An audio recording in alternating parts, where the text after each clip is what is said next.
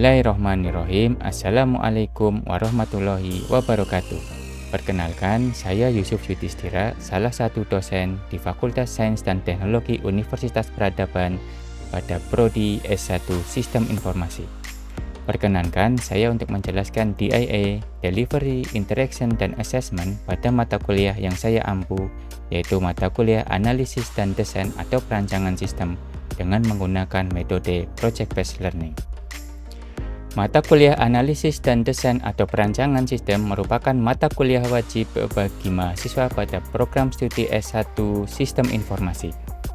Mata kuliah ini memiliki bobot 6 SKS untuk kedua semester ke depan, yaitu semester 4 dan 5, yang masing-masing berbobot 3 SKS, terbagi ke dalam 2 SKS teori dan 1 SKS praktek.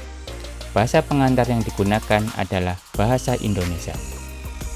Mata kuliah ini mengajarkan kepada mahasiswa tentang proses pengembangan sistem informasi mulai dari fase perencanaan, fase analisis, fase perancangan, dan fase implementasi. Proses pengembangan sistem dilakukan dengan menggunakan metodologi Unified Process dan menggunakan bahasa pemodelan Unified Modeling Language. Tujuan mata kuliah ini adalah mahasiswa mampu membuat dokumen pengembangan sistem berupa proposal sistem dan spesifikasi sistem secara kolaboratif, melibatkan stakeholder yang terkait dengan pengembangan sistem informasi, sehingga selain mendapatkan materi hard skill seputar metodologi pengembangan sistem informasi, mahasiswa juga mendapatkan pengetahuan soft skill dengan mengaplikasikannya ke dalam studi kasus berbasis proyek yang dikerjakan secara kolaboratif. Capaian pembelajaran lulusan yang dibebankan mata kuliah ini mengacu pada kurikulum berbasis OB yang ditetapkan oleh Aptikom, Asosiasi Pendidikan Tinggi Informatika dan Komputer, melalui panduan kurikulum Aptikom versi 1.0 tahun 2022, yaitu pertama, mampu memahami dan menggunakan berbagai metodologi pengembangan sistem beserta alat pemodelan sistem dan menganalisis kebutuhan pengguna dalam membangun sistem informasi untuk mencapai tujuan organisasi. Yang kedua, memiliki kemampuan merencanakan, menerapkan, memelihara, dan meningkatkan sistem informasi organisasi untuk mencapai tujuan dan sasaran organisasi yang strategis baik jangka pendek maupun jangka panjang. Yang ketiga, memiliki kemampuan berkolaborasi secara kelompok untuk menyelesaikan suatu tugas atau proyek dengan target penyelesaian yang terukur dan komunikasi yang baik serta efektif. Yang keempat, mampu mencari beberapa solusi dari suatu permasalahan yang harus dipecahkan dan memilih solusi terbaik berdasarkan data yang tersaji.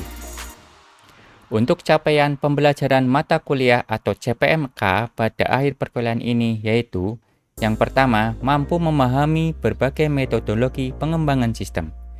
Yang kedua, mampu menganalisis kebutuhan pengguna dalam membangun sistem informasi untuk mencapai tujuan organisasi.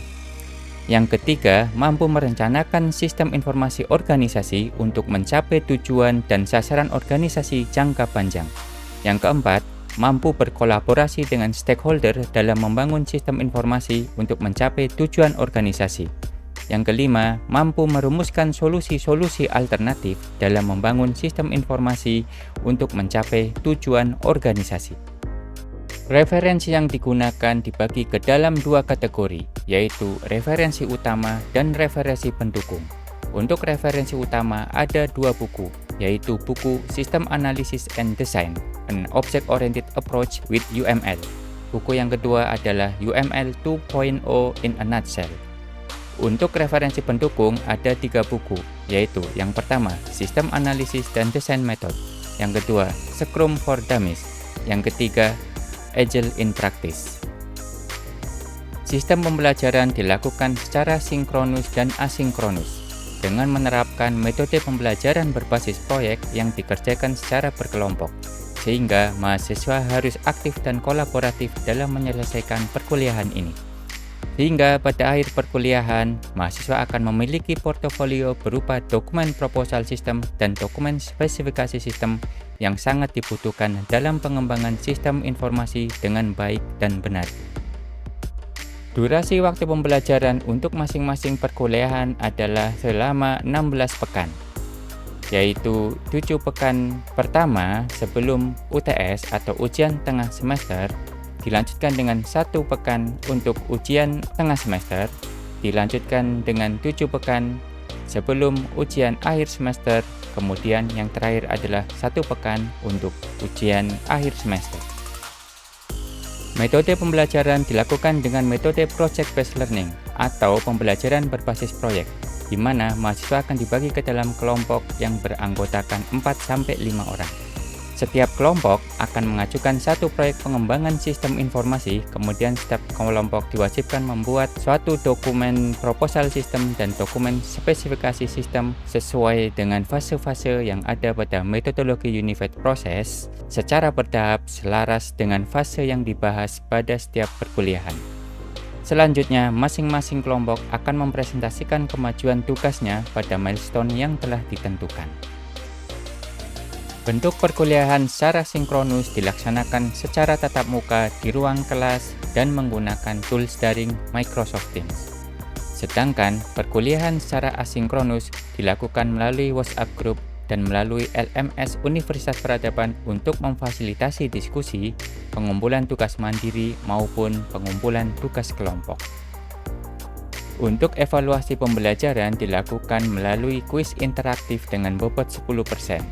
Penugasan mandiri atau kelompok dengan bobot 35%, diskusi kelompok dengan bobot 15%, UTS dengan bobot 20%, dan UAS dengan bobot 20%, sehingga total pembobotan evaluasi pembelajaran sebesar 100%. Demikian informasi yang bisa saya sampaikan mengenai proses pembelajaran mata kuliah analisis dan desain atau perancangan sistem pada program studi S1 Sistem Informasi di Fakultas Sains dan Teknologi Universitas Peradaban.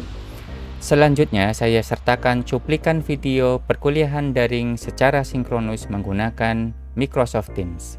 Terima kasih atas perhatiannya. Wassalamualaikum warahmatullahi wabarakatuh.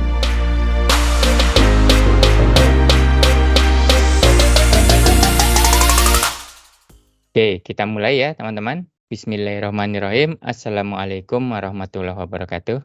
Waalaikumsalam warahmatullahi wabarakatuh.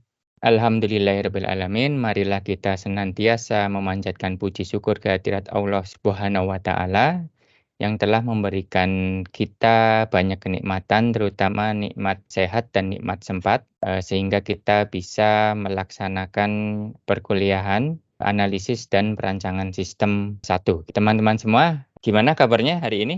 Alhamdulillah. Oke. Oke, bagus. Siap menerima perkuliahan ya? Siap. Oke. Ya, setelah kita minggu lalu memaparkan tentang kontrak perkuliahan, kemudian pembahasan tentang RPS, kita masuk ke materi yang pertama ya, yaitu tentang pengenalan analisis dan perancangan sistem.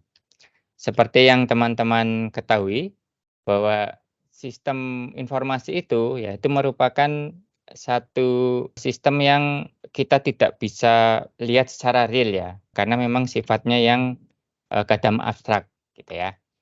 Ini saya share terlebih dahulu. Tujuan dari pembelajaran kita kali ini adalah ya kita akan belajar tentang sistem development life cycle, yaitu bagaimana cara kita membuat satu sistem informasi melalui satu fase-fase gitu ya yang harus kita lakukan agar proses pembuatan sistem informasi berjalan dengan baik. Kemudian dari fase-fase SDLC itu kita akan berkenalan dengan beberapa metodologi untuk menerapkan fase-fase tersebut. Kemudian teman-teman di dalam pengembangan sistem informasi terdapat beberapa tim gitu ya, tim dengan keahlian tertentu. Nah, kita juga akan belajar nanti bagaimana peran-peran tim yang terlibat di dalam SDLC ini. Kemudian karena kita menggunakan sistem berorientasi objek ya, maka analisis dan perancangan yang akan kita lakukan adalah sebuah perancangan dan analisis yang berorientasi objek. Ya teman-teman, nanti pada akhirnya yang akan kita pilih adalah menggunakan metode Unified Process. Nah, nanti metode Unified Process ini akan menggunakan bahasa pemodelan yang disebut sebagai UML.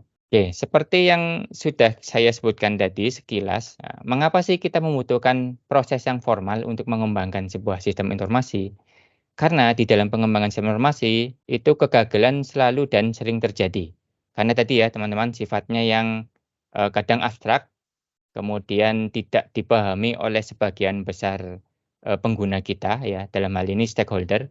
Kita akan membuat sebuah sistem untuk mensupport proses bisnis yang ada ya. Seringnya kan mereka tidak memahami itu. Kemudian membuat sistem itu merupakan proses yang tidak intuitif ya.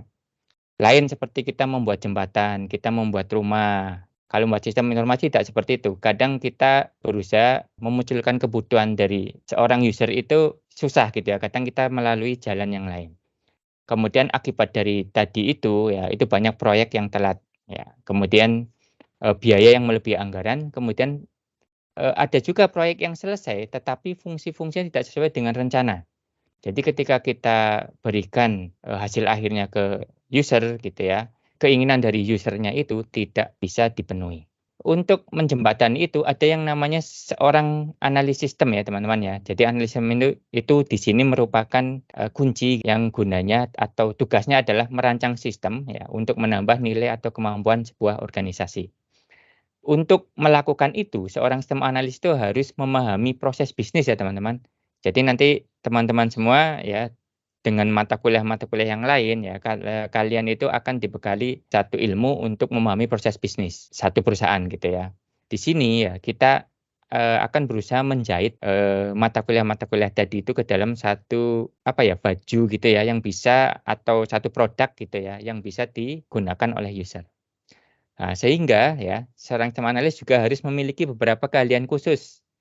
Misal, tentang standar operasional prosedur pada industri tertentu ya, seperti di akuntansi, di pengadaan, dan lain-lain. Nah, untuk membuat sistem tadi itu ya, proses formal tadi, itu kita memiliki satu paradigma pengembangan software ya, yang disebut sebagai SDLC, System Development Life Cycle. Atau kalau kita terjemahkan adalah daur hidup pengembangan sebuah sistem.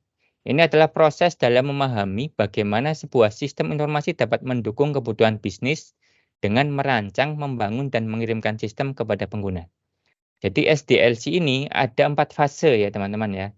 Pertama adalah fase planning, yang kedua adalah fase analisis, yang ketiga adalah fase desain, yang keempat adalah fase implementasi. Nah, fase-fase ini harus dilakukan secara bertahap dan berkesinambungan. Jadi pengembangan sebuah sistem itu tidak langsung jadi seperti yang kita harapkan ya. Jadi di situ ada proses kulminasi bagaimana proses bisnis itu kita perbaiki secara terus-menerus, sehingga kita membuat sebuah sistem informasi yang semakin baik. Oke, proses LDLC itu terdiri atas 4 fase-fase fundamental ya yang tadi sudah sebutkan ya. Nah, setiap fase itu harus menghasilkan dokumen yang disebut sebagai proposal system. Isinya itu nanti sebagai blueprint gitu ya, bagaimana kita mengembangkan sebuah sistem informasi. Tentunya blueprint tadi itu harus benar-benar sudah sesuai dengan keinginan dari usernya ya, dari stakeholder. Nah, kemudian ada tanda panah yang melingkar. Itu menunjukkan adalah fase-fase tersebut itu dieksekusi secara berurutan, incremental. Incremental itu berkembang sedikit demi sedikit ya. Jadi evolusi, tidak revolusi. Berkembang sedikit demi sedikit secara teratur. Kemudian iteratif atau dengan pola yang lain. Nah, nanti penerapan pola tadi itu ya, itu ada di metodologinya. Karena SDLC ini gambaran besar ya, dia masih berupa konsep. Sebuah konsep itu tidak bisa dieksekusi ya tanpa adanya metodologi.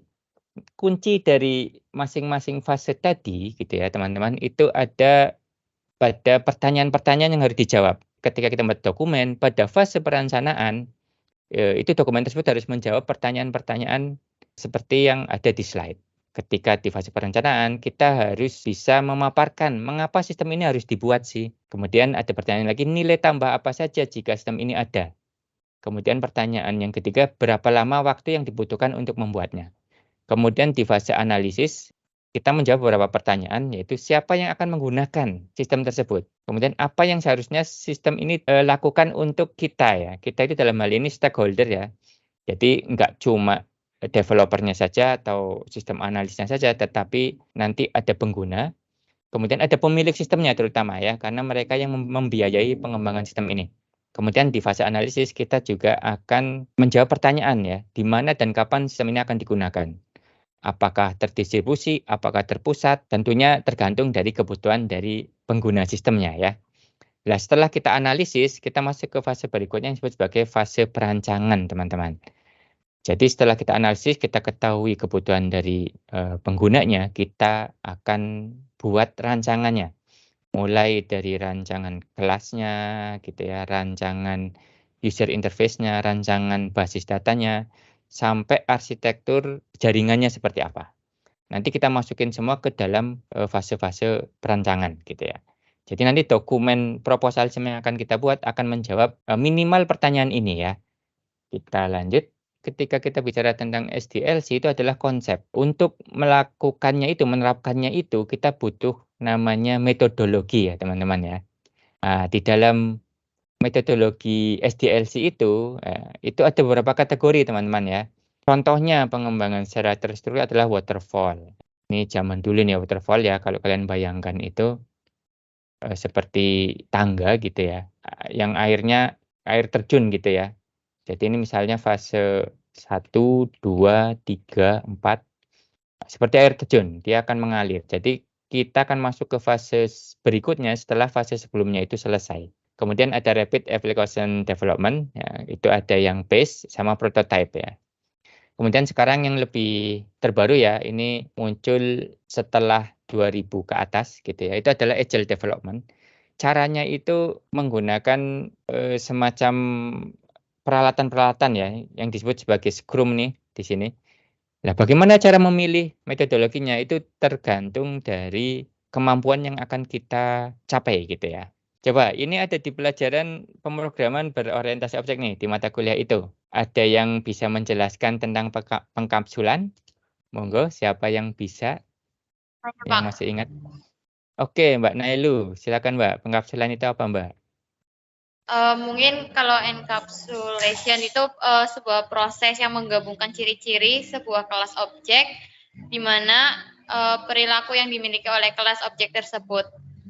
Itu. Oke, ya kurang lebih seperti itu. Kalau penyembunyian informasi apa ya Mbak ya?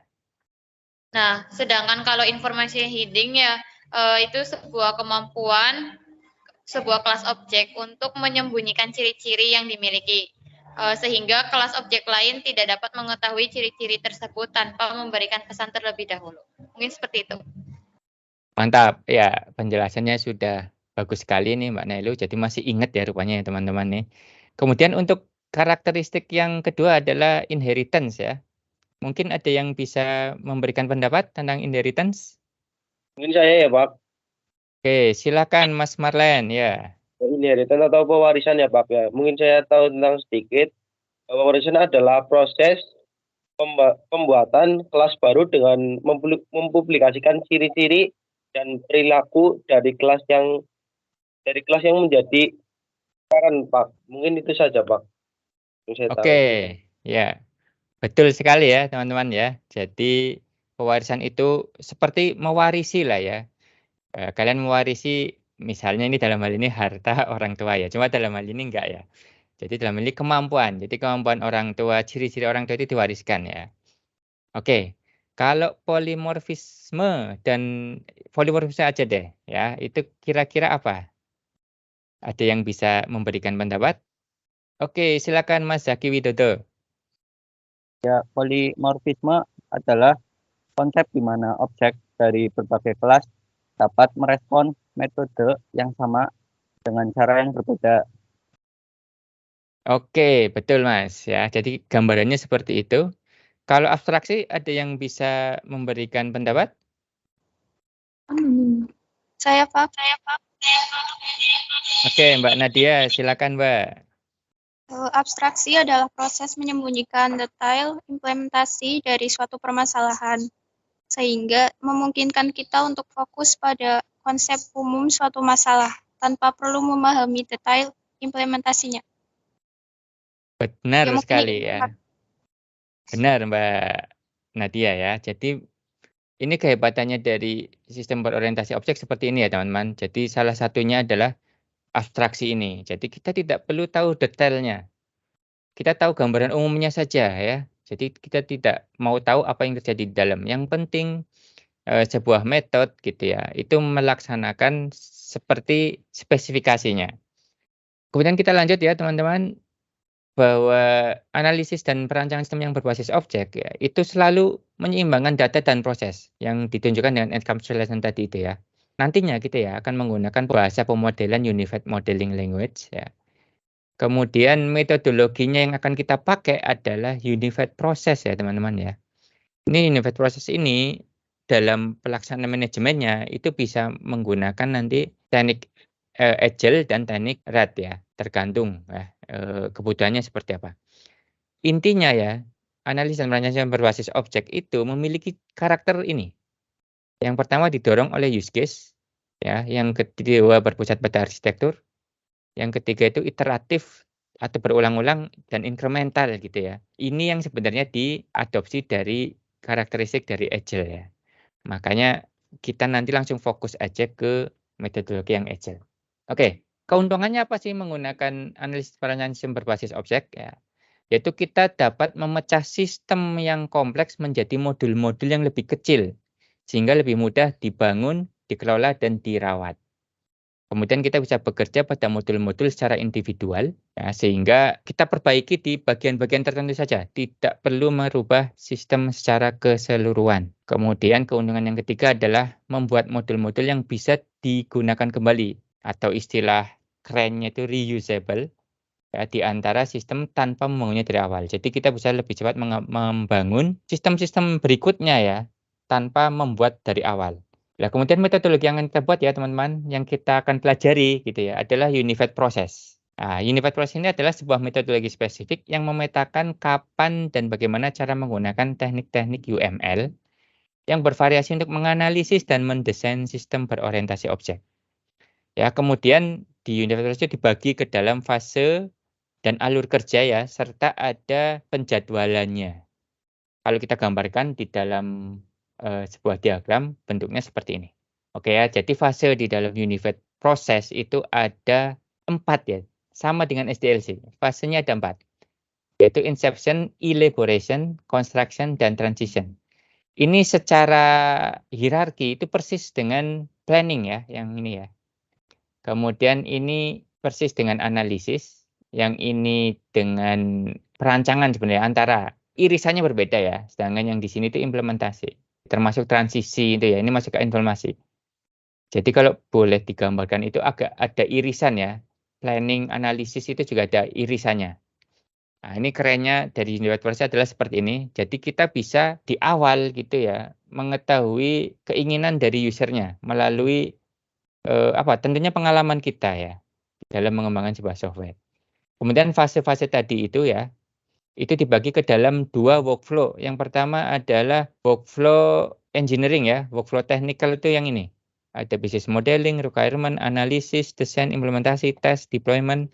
Kemudian di supporting workflow-nya itu ada 3 ini. Oke, kalau kalian lihat di sini itu ada ini bentuknya gunung-gunung seperti ini ya teman-teman ya. Ini menunjukkan apa? Ada overlapping di antara fase dan workflow ya teman-teman ya. Kalau kita lihat nih di sini, nah, ini adalah bentuk dari satu ciri analisis perancangan berbasis objek itu, yaitu apa? Iteratif ya teman-teman ya. Jadi workflow ini ya dimasukin ke dalam dan dipecah ke dalam beberapa fase-fase ini. Nah, kalau kalian lihat ya, nanti di sini juga sudah bisa memikirkan yang di level desain sama implementasinya. Gitu seterusnya ya teman-teman. Seperti itu gambaran dari Unified Process. Oke, mungkin pertemuan kita kali ini sampai di sini dulu. Sebelum saya masuk ke kesimpulan, apakah ada yang mau ditanyakan? Izin bertanya, Pak. Monggo Mas Tio ya, Mas Tio. Silakan bertanya Mas Tio. Ya, terima kasih, Pak. Kalau saya perhatikan dari pemaparan materi tadi, apakah nanti ketika kita mengembangkan sistem informasi, kita akan membuat sebuah sistem informasi blueprint layaknya ketika kita membuat rumah atau bangunan ya, Pak? Terima kasih. Oke, kurang lebih analoginya tepat, Mas. Jadi ketika kita membuat bangunan ya, bayangkan nih, kita ingin membuat sebuah rumah gitu ya. Kalau seandainya kita langsung coding ya, apa di coding itu apa? Kita langsung bikin pondasi ya, kita bangun rumahnya, kita pasang temboknya, kita pasang pintunya. Lah, ketika ditunjukkan, nanti pemilik rumahnya pasti akan protes. Kenapa pintunya menghadap ke timur gitu ya? Kenapa nggak menghadap ke jalan? Misalnya ternyata ke timur itu menghadap ke kebun orang gitu ya. Kemudian ketika lihat garasinya, loh ini garasinya terlalu sempit gitu ya. Ternyata saya punya mobilnya Pajero gitu ya. Dibuatnya garasi untuk misalnya Ayla gitu kan jadi nggak masuk gitu. Jadi persis analoginya Mas. Jadi kita bikin blueprint dulu, kita tanya pemilik rumahnya, dia butuh misalnya garasi untuk menampung berapa mobil gitu. Misalnya dia punya 5 mobil harus kita buat garasi yang menampung 5 mobil. Misalnya dia ingin ada 3 kamar, ya kita mesti merencanakannya itu 3 kamar ya. Jadi kita tidak bisa ujuk-ujuk coding ya, dalam hal ini ujuk-ujuk membangun rumah, gitu. Jadi memang seperti itu gambarannya. Lah untuk menentukan sampai rumahnya itu dibuat, itu kan ada fase-fasenya ya. Ya mulai tanya-tanya dulu gitu kan, bentuk tanahnya seperti apa gitu ya. Tadi garasinya muat berapa mobil, kamarnya ada berapa gitu ya, itu harus direncanakan. Kemudian tentunya akan muncul ya biayanya, waktunya, waktu pengembangannya gitu kan. Pelaksanaannya kapan? Biasanya orang-orang bangun rumah itu pas melihat bukan musim penghujan ya. Karena kalau musim penghujan kan tentunya akan lebih repot lagi. Jadi gambarannya mirip itu ya teman-teman ya. Jadi kalau kalian bayangkan saya membuat sistem informasi ya seperti membuat rumah. Kalau perencanaannya bagus, hasilnya pasti akan sempurna. Kalau perencanaannya berantakan, hasilnya akan berantakan. Jadi kurang lebih seperti itu ya, teman-teman. Mungkin ada pertanyaan lain? Apa sudah cukup? Cukup, Pak. Cukup, Pak. Oke. Kalau sudah cukup, saya akhiri ya dengan memberikan sebuah kesimpulan. Kesimpulan dari materi hari ini adalah, ya, pertama, secara esensial, semua proyek pengembangan sistem mengikuti proses yang sama, yang disebut sebagai software development life cycle. Jadi ini harus kalian ingat luar kepala ya, fase-fase itu. Walaupun nanti pelaksanaannya menggunakan metodologi-metodologi yang nanti harus disesuaikan dengan jenis proyeknya. Ya, kemudian kita memiliki analis sistem ya, yang harus memiliki keterampilan yang bervariasi dan mampu memainkan peran yang berbeda. Sistem berorientasi objek berbeda dengan sistem tradisional. Ya, jadi dengan kita memandang dunia nyata itu ke dalam sebuah objek-objek, ya, yang setiap objek ini memiliki ciri atau atribut dan perilaku atau metode yang tersendiri gitu ya. Kemudian kesimpulan berikutnya, analisis perancangan sistem berbasis objek merupakan pendekatan pengembangan sistem yang didorong oleh use case, berpusat pada arsitektur, iteratif dan inkremental. Ini juga kalian harus mulai serap ya. Ini paradigma yang berbeda. Ketika kalian membuat software, tentunya software yang berkualitas nantinya ya. Kemudian ada metodologi Unified Process ya. Ini merupakan proses pengembangan sistem 2 dimensi yang terdiri atas fase dan alur kerja. Jadi ada fase dan alur kerja yang overlap ya. Makanya tadi itu iteratif dan inkremental. Kemudian untuk menggambarkan semua rancangan dan analisis tadi itu kita menggunakan bahasa pemodelan yang disebut sebagai Unified Modeling Language. Jadi Unified Process dan Unified Modeling Language ini seperti dua saudara yang tidak bisa dipisahkan ya teman-teman. Semua akan saling mengisi. Oke, saya rasa itu kesimpulan perkuliahan kita kali ini ya.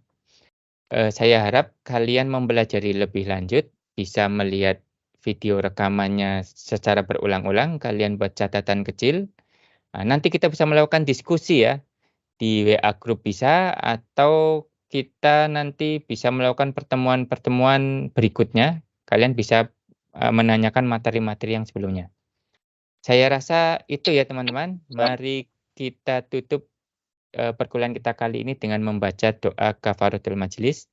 Bismillahirrahmanirrahim. Subhanakallahumma wa bihamdika asyhadu an la ilaha illa anta astaghfiruka wa atubu ilaik. Terima kasih banyak, sampai bertemu lagi pada pertemuan selanjutnya. Saya akhiri, wassalamualaikum warahmatullahi wabarakatuh. Waalaikumsalam warahmatullahi wabarakatuh. Tetap semangat ya, tetap semangat.